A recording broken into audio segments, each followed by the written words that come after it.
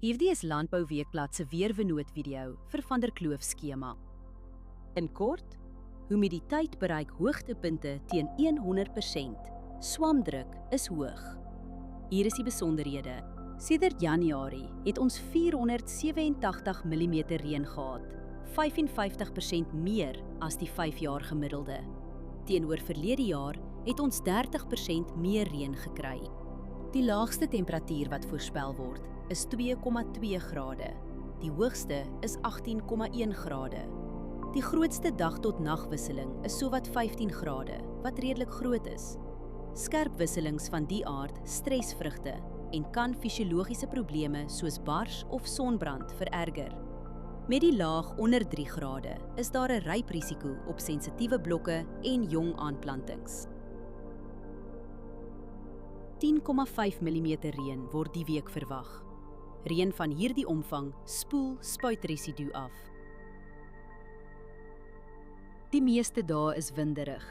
Die stilste dag is Vrydag teen ongeveer 7,7 km/h. Net daardie dag bly binne die 15 km windgrens. Kontroleer steeds windrigting, windvlaag, temperatuur, humiditeit en delta T voor jy spuit. Vir dampen is die hele week onder 3 mm. Oorbesproeiing in die soort toestande hou risiko in vir wortelsiektes. Humiditeit is meestal hoog en blaarnatheid gaan Dinsdag hoog wees. Dus is swamdruk hoog. Onder die toestande versprei swaminfeksies vinnig op vatbare blokke. As jy een saak doen, oorweeg dit om voorkomende swamdoder vir die eerste stiloggend te skeduleer. Hierdie weerinligting is gebaseer op werklike data vanaf meetstasies. Die data word deur TerraClim skoongemaak en geverifieer. KI-interpretasies word deur grondwaarheidsdata onderlê, aangedryf deur Villa Crop Protection.